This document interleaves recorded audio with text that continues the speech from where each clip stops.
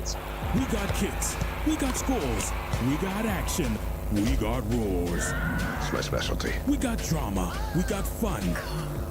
We got more for everyone. Bingo.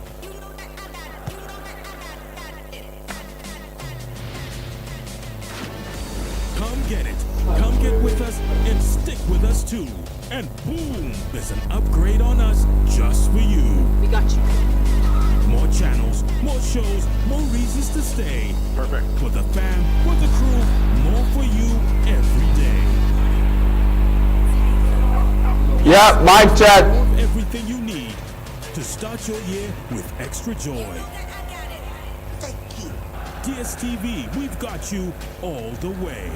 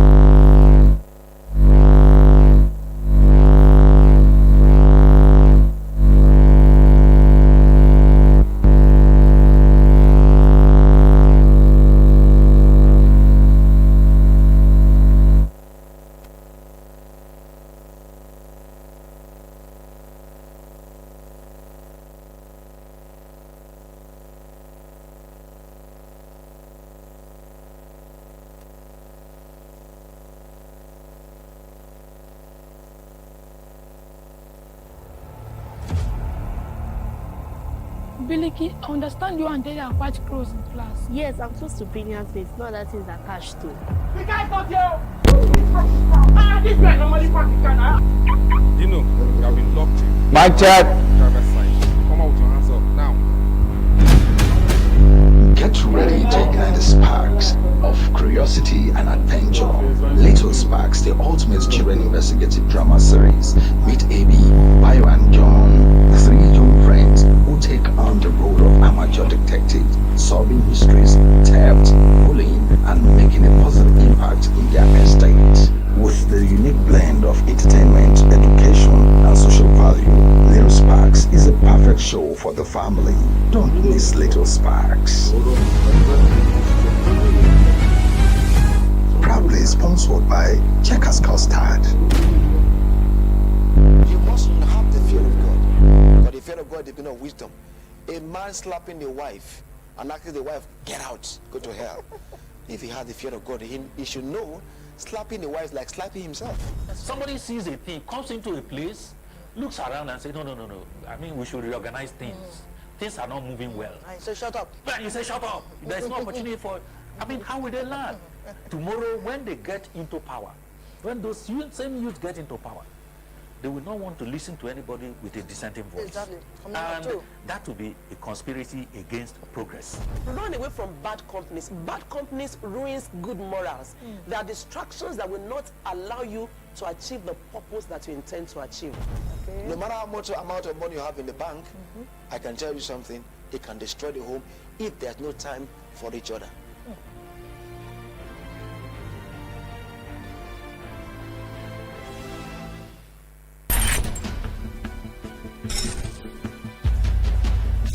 Why did you offer to pay for everything? It'll look good for the news.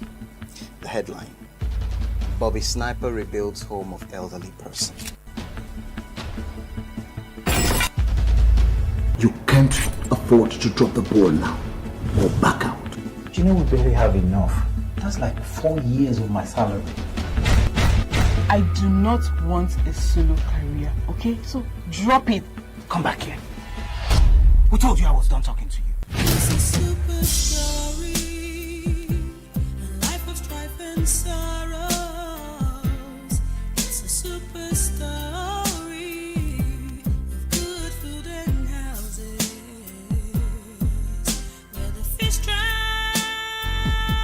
Bobby was just tipsy and upset from the fall. Bobby, I can't seem to find the next. Commander, what's going on here? Why do you have your things scattered all over the place? Your slippers on my bed? How much would I give you for a night? Are you mad? Esther, you know the food they lock your door. Yes. Okay! You're a thief. Mother weapon! Now that Victoria friend will get big front and back. So I started look, they go. I just The remaining 2 minutes are for you. What is showing you money? Calm down. If you have thought about that before going to buy a phone that you cannot afford. I will bite you if I'm not giving me my money, be likeness. But this is okay. I like the way you say Vicky. I even like the way you Vicky. I do it again. Vicky. Face-to-face is another way of life for this country. My mother's name is Mary. Not only that, my sister is Mary. Apart from that, my great-grandmother is Mary as well. And you will name your own daughter Mary! Mother of Jesus. Are you serious? What is this now? Jesus Christ! Hey! Holy Mary, I say be pain for your head. Just follow me and start your household chores. It's when they bomb me, I swear with my papa, I never shit man up.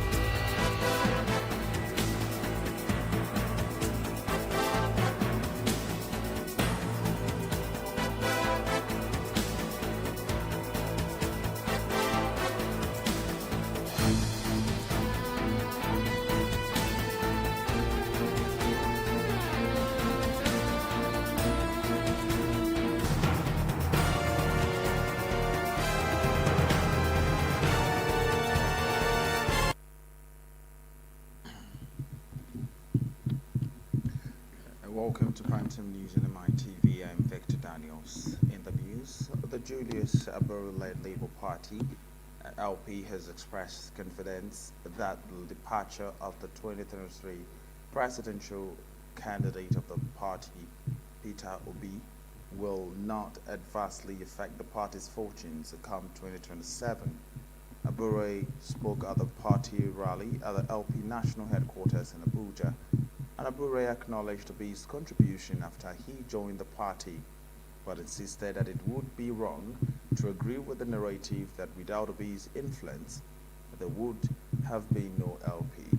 Abure claimed that the party remained intact and would grow stronger with Obi's exit, noting that those who had just views had forgotten the LP was already doing well on its own before Obi's arrival in 2022.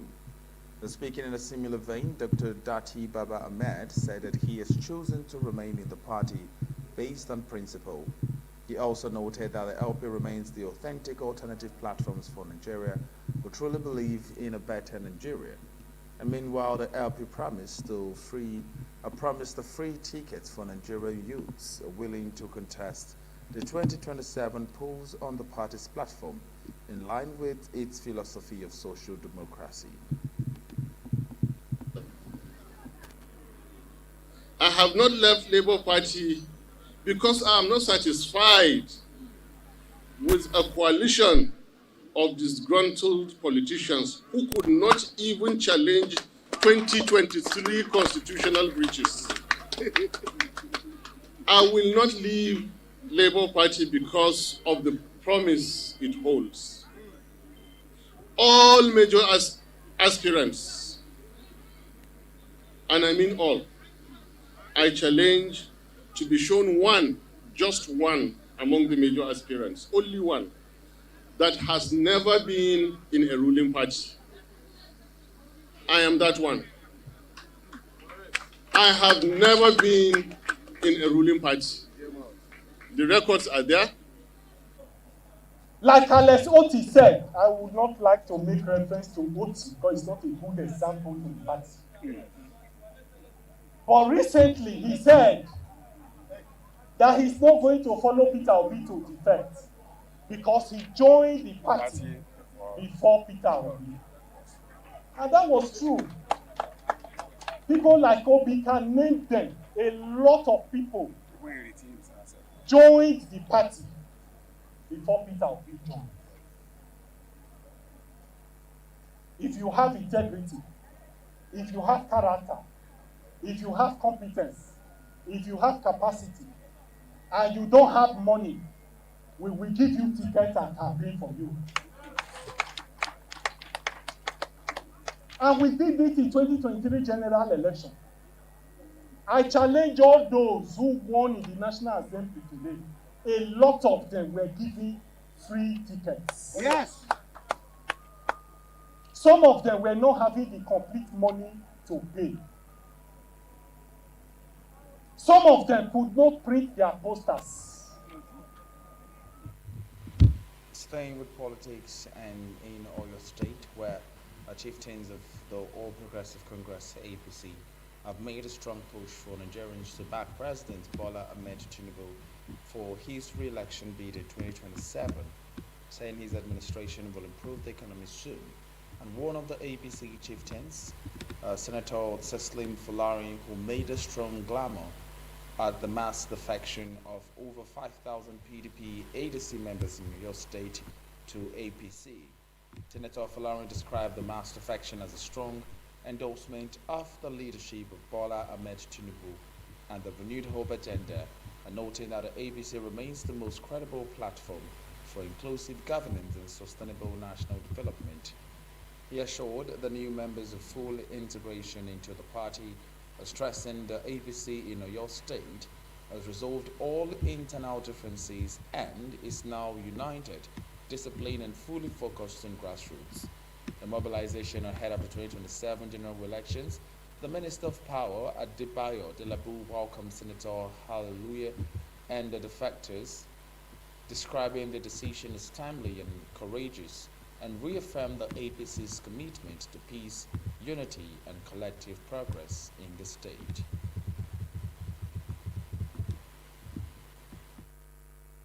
He said, if you look at the country 12 months ago and now, we now have a stable macroeconomy. You see, the prices are coming down. This is what he said. But he's a businessman, so prices are coming down. Not as much as people would want, but it's a gradual thing. So we're very happy. And if you have Hallelujah Agbola in your fold, then you can go to sleep. APC is the only party that we have in Nigeria. Others are just they exist by name, only in name. So the fact that we have people here shows today that the entire Okioku is now APC. Because the number of people, the number, quality, and caliber of people that have joined our party today, starting with Senator Ose Agbola, shows that the people behind the current government in Oyo State, the people who are in control of Okioku, our main rivals in Okioku, are now with us. Not APC should leave their party and join APC. This is the solely party in this country that can save this country from all this mess. So I advise everybody in this state to align with APC.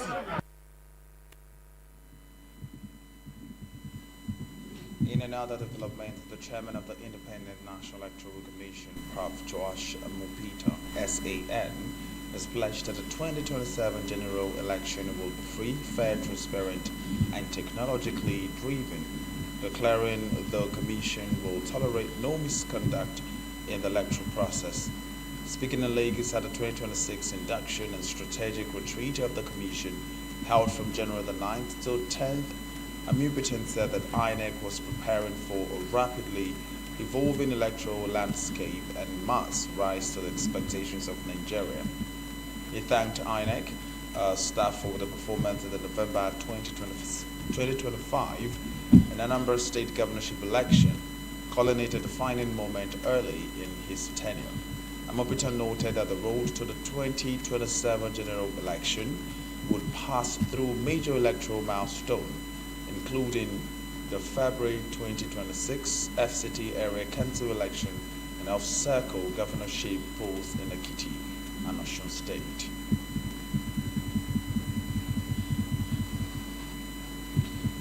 We'll now take a short break. While we'll come back, we'll give you some more reports. Stop doing that! I was so excited to have you here. I would tell you, you're gonna get it again. He's coming. You little girl. Ria, are you ready?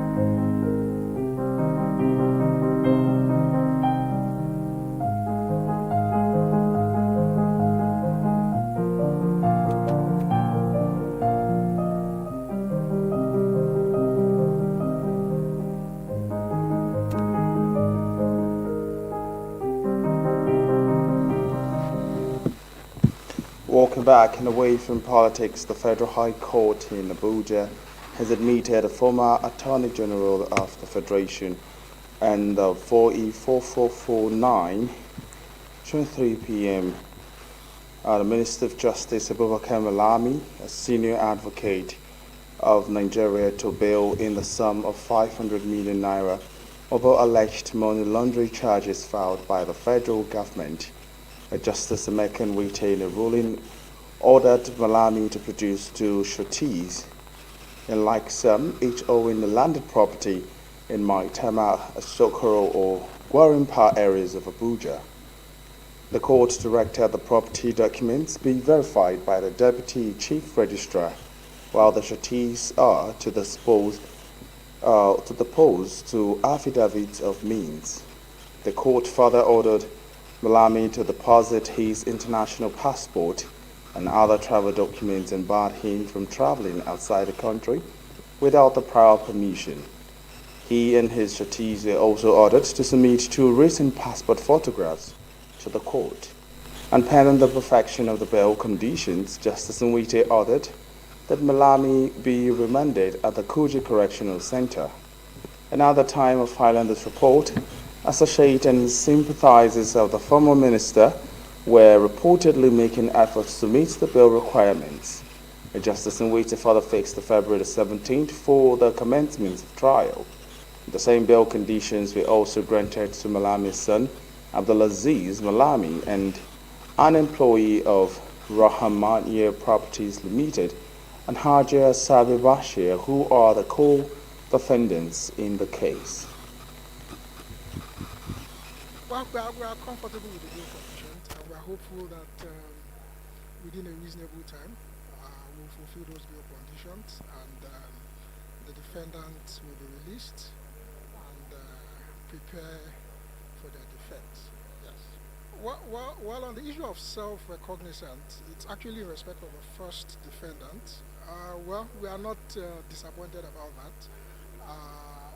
Issues of bail is entirely at the discretion of the court, and the court, based on the affidavit evidence before it, rightly held that it is satisfied that the defendant, particularly the first defendant, will not in any way interfere with the prosecution witnesses, and he will make himself available for trial. So the court, having given those conditions, it's entirely at the discretion of the court. So we are okay with it, and we hope to meet the conditions. It is left to the judge. I don't know what has transpired.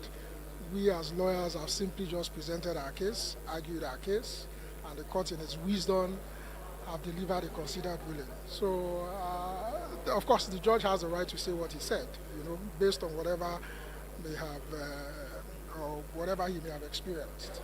But on our own part, we have simply just done our case. Stay with the judicial matters. The National Industrial Court of Nigeria, NICN, sitting in Abuja on Friday, restrained the National Association of Resident Doctors, NARD, and its members from embarking on a strike from January the 12th. The court, in a ruling that was delivered by Justice Emmanuel Subilim, made the order by it heard an ex parte application that was filed by the federal government and the Attorney General of the Federation, AGF. Listed as defendants in the suit marked are the NARD, its national president, Dr. Muhammad Usman Suleiman, and the Secretary General of the association, Dr. Shuaib Ibrahim. The court held that the restraining order would remain in force until the determination of the suit, which is adjourned to January the 21st for hearing. It directed the FG to serve the order on the defendants, who would be at liberty to apply to discharge or vary it within 7 days after receiving the order.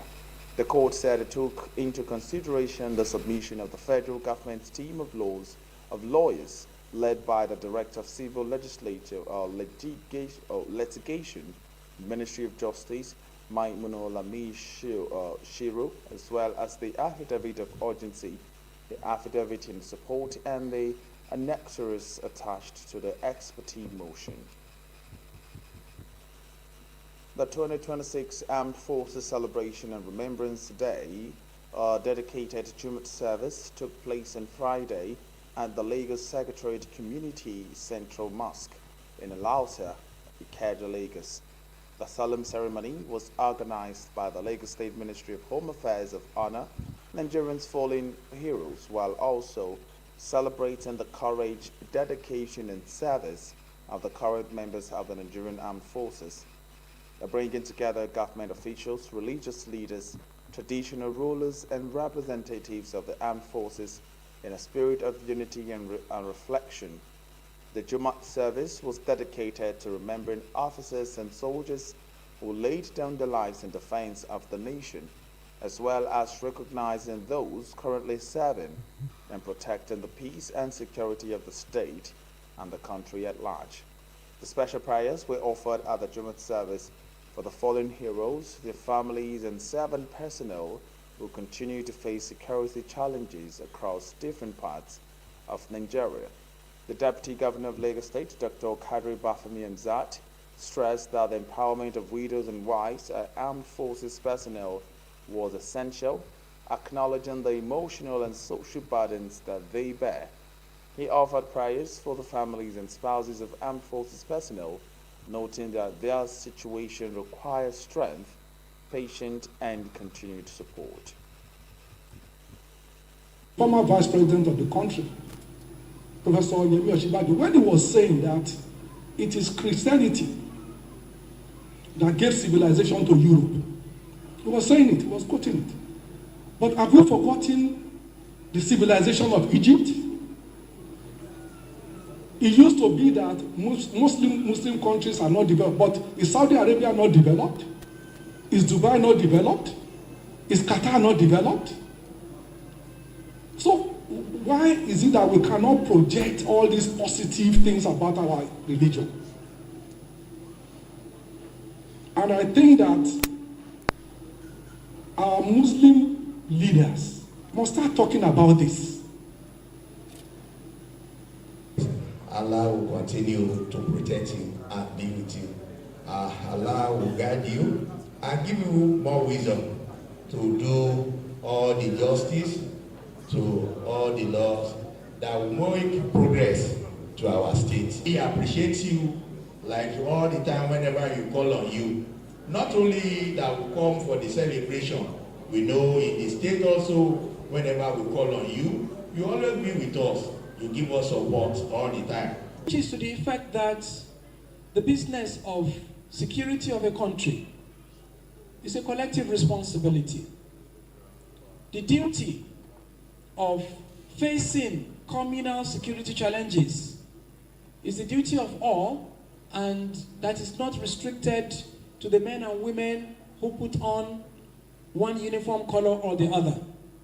Indeed, if each and every one of us will take it upon ourselves to act, to speak, to behave, and interact among our countrymen in a safe and secure manner, each of those individuals who act in such ways will be one less problem for the security outfits to worry about.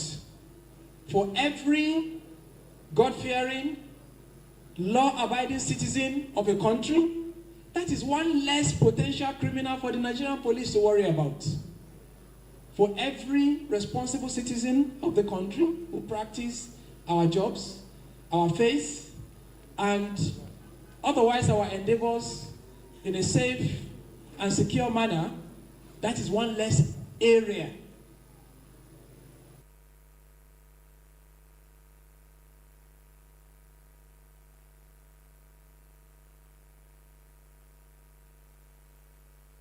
The Armed Forces Remembrance Day, observed on the 15th of January, honors Nigerian ex-servicemen and women who paid the supreme price in the service of the nation and in Ekiti State. Activities marking the occasion commenced with the unveiling of the Armed Forces Remembrance Day emblem. Governor Biodun Oyebanji described the emblem as more than a symbol, but a reminder of the price of peace, representing the courage of fallen heroes and the sacrifices of their families.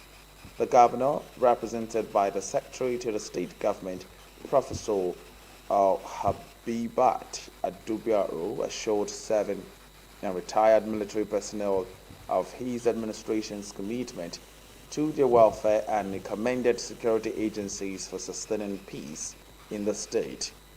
The Special Advisor on Security, Ebenezer Gundana, noted that the gesture reassures past and present officers that the government will never forget the sacrifices and those of their families.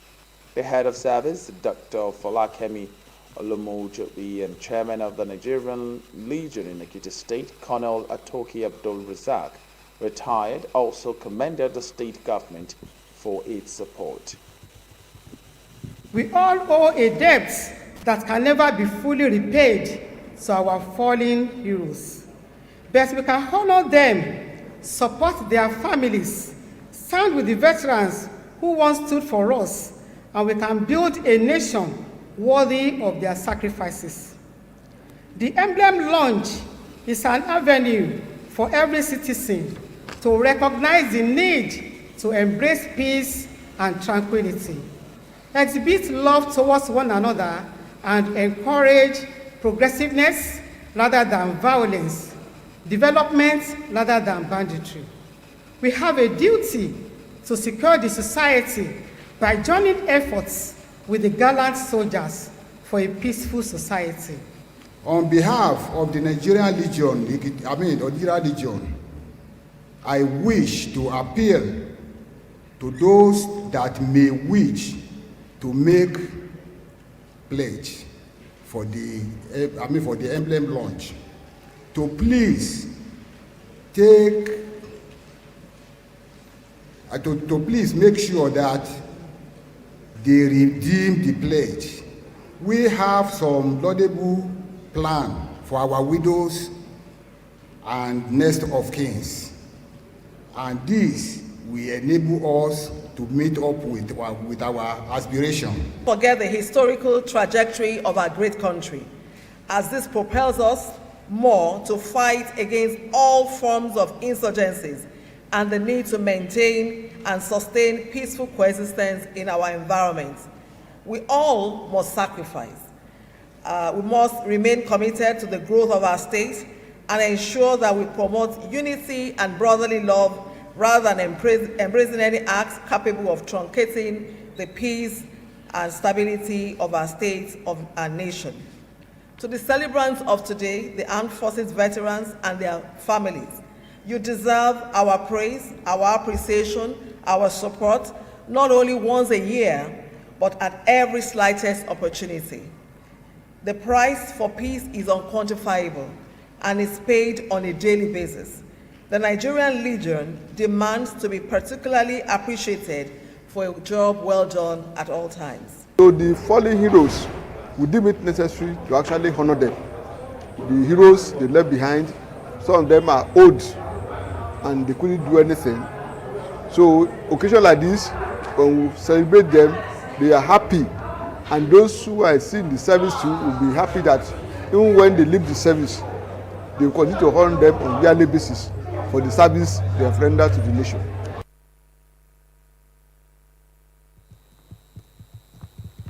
In view of the urgency in rising to the emergency situations at the nation's airport, personnel of the Nigerian Security and Civil Defense Corps need to update the responsibility and upgrade their knowledge with modern technology and skill and security awareness. This was the point of discourse at the inaugural one-day training by the Lagos NSCDC for its personnel deployed at the airport on the protection of critical national assets and infrastructure. The Lagos State Command at Dedotun Kashinro underscored the premium that the Corps places on training and retraining of personnel as a bedrock of effective service delivery. Kashinro emphasized the importance of upscaling the knowledge base of first respondents, especially those who will use the newly acquired ambulance whenever the need arises to be conversant with the vehicle in saving lives. We have been working together to ensure that we make it possible for our personnel at the airport to have their knowledge updated so that they can better attend to their responsibility without any issue. And that is what has gone into what is happening here. Now, the issue of security is not what any agency can do. And I'm in charge of, I'm the unit commander of Muritala Mohammed International Airport, Ikeja. As we all gather here today, I would like to take a moment to acknowledge the critical role that the Nigerian Security and Civil Defense Corps, NSCDC, plays in maintaining security and protecting critical national assets and infrastructure at our airports here. As Nigerian Security and Civil Defense Officer, it is essential that we stay informed and up to date on the latest security threats, trends, and best practices. This lecture is designed to equip us with the knowledge and skill necessary to effectively respond to security challenges and protect our citizens' critical infrastructure and national assets. If a country is going to be sustained, then our airport security must be taken seriously. The duty and the role of NSCDC in this airport, for them to know that you are in charge of making the facility there not to be vandalized or threatened by the men of underworld. And if we know that emergency will end up at the operational level, we may not need any assisting agencies. We may not call you. So you may be in the airport and be wondering, we can see fire vehicle running to runway so. Then they didn't call us. That means we can handle it at operational level without any assisting agency. Then if we know this emergency, we need the support of our collaborators, we will surely call. We will call the fire service, state fire service, federal fire service, Air Force fire service. Once we deal with all these firefighting agencies, we call the ambulance services. Why? Because while you are rescuing people, there must be medical personnel to attend to them. State agents in Nigeria have strongly advocated urgent steps and measures that will play a vital role in sanitizing the real estate industry and propelling the sector towards national development. This call came in Lagos at a 2025 lecture by the National Body of the State Rents and Commission Agents Association of Nigeria. The guest speaker and US-based realtor Kenny Efunkwo said when sensitized, the real estate sector can drive economic growth and development of the nation, pointing that the sector is a critical engine for developed economies. He stated that the real estate sector served as one of the largest non-oil contributors to the gross domestic product, a significant source of employment and wealth creation. The national president of the ERCAN, Godwin Alenke, said that since his re-election in May 2025, he and his executive have forged ahead in repositioning the association after surmounting the initial attempt to create disunity in the association. In the growth of a country or growth of a state, the Lagos Legislative Board, they are on the footsteps to work directly with ECAN. They are like brothers and sisters. And the ECAN is very important because they are the one that is next to the community. And they are the one to gather some economic data for Lagos states to work on. They can be able to give people buy house, the financial aspect of it, the mortgage. I'm very happy that the bank is coming up now in Nigeria, offering mortgages, okay? Right now in the United States, we are even offering 50-year mortgage for people. And here, we have even started for 10 years. A thriving association like us, in an association that is coming out as an emerging association that wants to change the direction and the perception of the business that is real estate, you must have challenges. It's more of an internal thing, but to the glory of God, we've been able to surmount it and we've moved forward, we've forged ahead. Last month we were in Owerri, and we bring about 4 states together to address the issue of the threats of the government of Ebonyi and some states that they want to brand estate agent from practice. And we've achieved a lot with that. And they are now getting back to us, I mean the people in government, to say, what can we do to resolve it? We say branding is not the issue, regulate it. You can hear from my speech, we have a 10-year development plan that covers growth, expansion, member enrollment, constitutional review, name it, compliance and enforcement. For a 10 years development plan, from there we have like I told you, training and development is just key to the association. Then secondly, we have like insurance policies for the ECAM members. We want them to be active, and LD. When you are LD and active, then you can serve the people. We've talked about the removal of the quackeries among us, the quacks rather among us. Then again, we're trying to see how we can make sure that we expand beyond Lagos. which we've done already. We are in Ogun State. We are now in Kwara State, in your state. We have gone to the east now.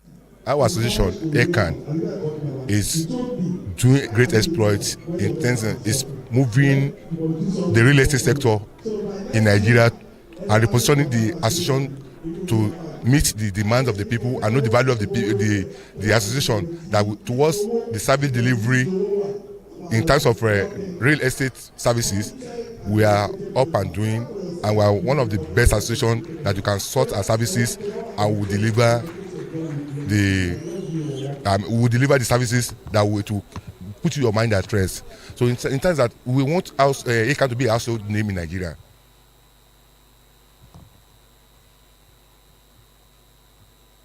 The structural engineers have decried the alarming rate of distressed buildings in Lagos State, which often leads to the collapse of such buildings, and they also called for the adequate and efficient supervision and monitoring of distressed buildings.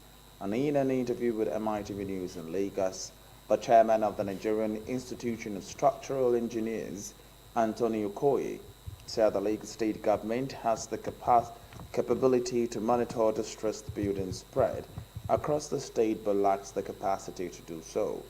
The vice chairman of the institution, Aileen Onuigbe, and the general secretary, Anike Chooks, shared his opinion while faulting inadequate personnel by the state government and the State Building Control Agency, LAPSCA, to carry out the monitoring exercise, which they said prompted the urgency by the government to engage professionals who are called consultants under the Certified Accreditors Program to assist in monitoring distressed buildings spread across the state. Yes, buildings will continue to collapse in Lagos. Why? Because, like he said, there are two programs that Lagos State government has mapped out. One they have started, the other one they have not started. The one that they have not started is the one that is able to look at existing buildings before they collapse. They look at existing buildings, determine their state of structural stability, determine whether that building will come down or that building will continue to stand or can be refurbished. And that is purely an area that is the structural engineer is the only one that will say so. Marking your building to come down does not determine that the building can come down. It's only a structural engineer that can be able to tell you that this building cannot survive.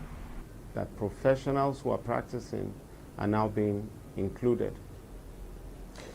Do they have capability? I would like to help diffuse this. Capability is having competency and having experience to carry out the work. I want to believe that there will be level of competency in LAPCA. There will be capability. But do they have capacity? Do they have enough boots on ground to cover the entire state and the local governments? We all know that construction goes on morning and night in Lagos State. You pass a place and in a few days it has changed. Do we have enough hands? We also have issues. The design has to be right. The supervision has to be right. In that supervision, you ensure that the materials being employed are right, because the design specifies everything. Specifies the materials, specifies the labor, specifies the costs. All of that are part of the design process. And the idea is that the client ahead knows what's involved and prepares his budget to suit.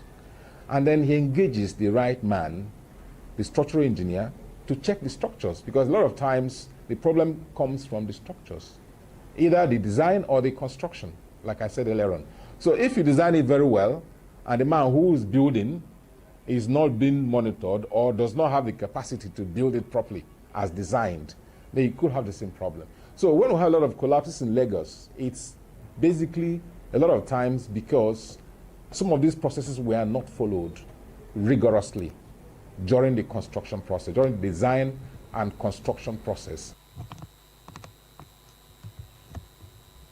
And civil society groups numbering over 86 civil societies and self-determination groups have called on the Senate to reject the proposed controversial Central Gaming Bill, Speaking at the press conference in Lagos delivered on behalf of other groups, the executive director of the Coalition for Good Governance, Nelson Kujumi, countered the bill, which seeks to re-establish the federal control over lottery and gaming activities. He said the recently passed bill by the House of Representatives, now before the Senate for consideration, has drawn a sharp rebuke from civil society leaders across the nation. In an address titled National Assembly, Stop This Voyage of Legislative Rascality, Kujumi emphasized the National Assembly is on the verge of undermining a binding judgment of the Supreme Court, which had in November 2024 ruled the federal legislature lacks the constitutional authority to regulate lottery activities across the state. He referred the Supreme Court's unanimous ruling, which struck out the National Lottery Act of 2005, declaring it unconstitutional, as saying the court held the lottery regulation falls solemnly within the purview of individual state legislatures and not the National Assembly, except for the Federal Capital Territory. And he said that the ruling resulted from a legal challenge filed by Lagos and several other states, asserting that the federal legislature had overstepped its constitutional bounds. Our demands: an immediate stop to this illegal and unconstitutional voyage of legislative rascality and lawlessness by the Senate. 2. An unreserved apology to the people of Nigeria by the House of Representatives for the assault on legislative integrity, honor, the Constitution, our democracy, and national security by the irresponsible and unconstitutional passage of the vexatious and illegal bill. Comrades, ladies and gentlemen, the Senate now has a golden opportunity afforded it by a press conference here today of laying bare the matter to retrace its step of being raided on a voyage of legislative rascality and lawlessness by declining concurrence to the central gaming bill, as it does not deserve the Senate's reciprocity resolution. A Supreme Court judgment given the other day.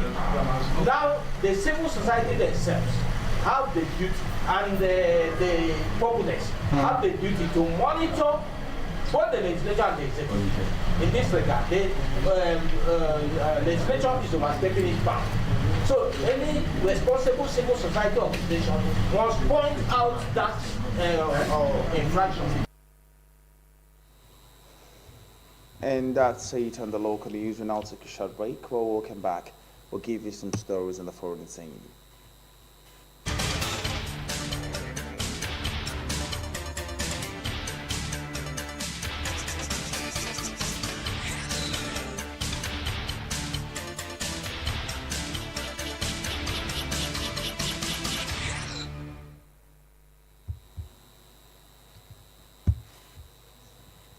Welcome back.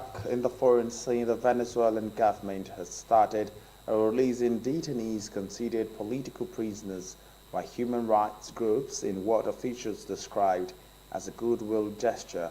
Spain's foreign ministry said that 5 of its nationals had been released, and among them is a prominent Venezuelan Spanish rights activist, Rocio San Miguel.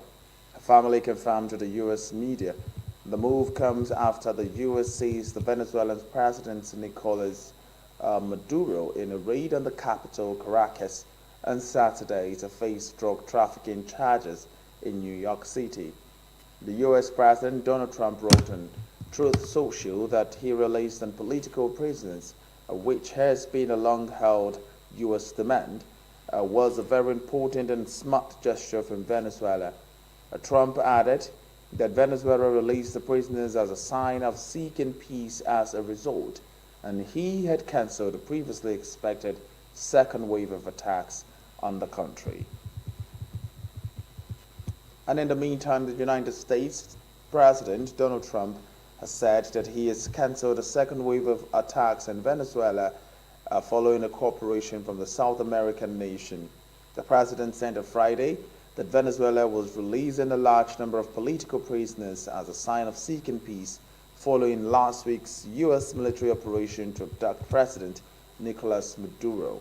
Trump's comments came out after He indicated in an interview that Venezuelan opposition leader Maria Corina Machado was coming to Washington next week, and after previously dismissing the idea of working with her, saying that she doesn't have the support within or the respect within the country.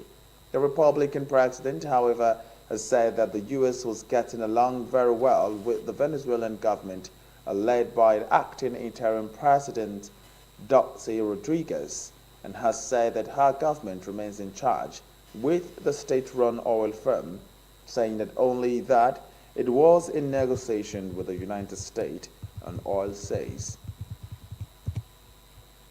Meanwhile, Colombia's President Gustavo Petro says that he believes there is now a real threat of the U.S. military action against Colombia.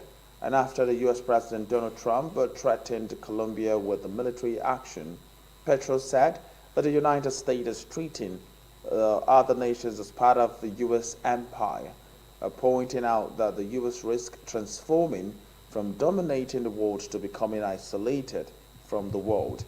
He also accused the U.S. Immigration and Customs Enforcement agents of acting like Nazi brigades. Trump has significantly expanded the ICE operations as part of what the administration says is a crackdown on crime and immigrants who illegally enter the U.S. And following the U.S. strikes in Venezuela and the seizure of Nicolas Maduro, the U.S. President Donald Trump said a military operation targeting Colombia sounds good. Trump has also repeatedly told Petro to watch his ass, remarks Petro strongly condemned, and Trump and Petro spoke by phone, after which Trump said that he would meet his Colombian counterpart at the White House in the near future. A Colombian official said at the time that the conversation had reflected a 180-degree shift in rhetoric from both sides. And we now take a short break. When we'll come back, we'll give you some stories in sport.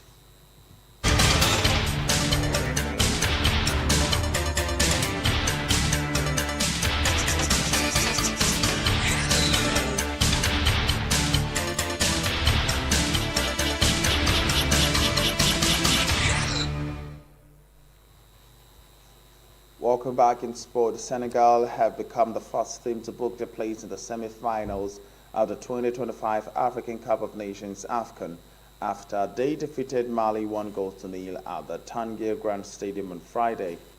The Teranga Lions won closely fought tie thanks to the first half strike from Liman Ndiaye, while the Eagles' hopes of a comeback were compromised by sending off for talismanic midfielder Yves Bissouma in injury time before the interval. The teams cancelled each other out at the first quarter of the match, with Mali having the first notable effort on the 24th minute as Nathan Gassama's power driver shot was bravely blocked by the Senegal defense. The Terangan Lions then claimed the lead just 3 minutes later, with Liman Ndiaye launching onto the rebound in the Mali penalty area before firing home a low shot for a 1-0 deficit.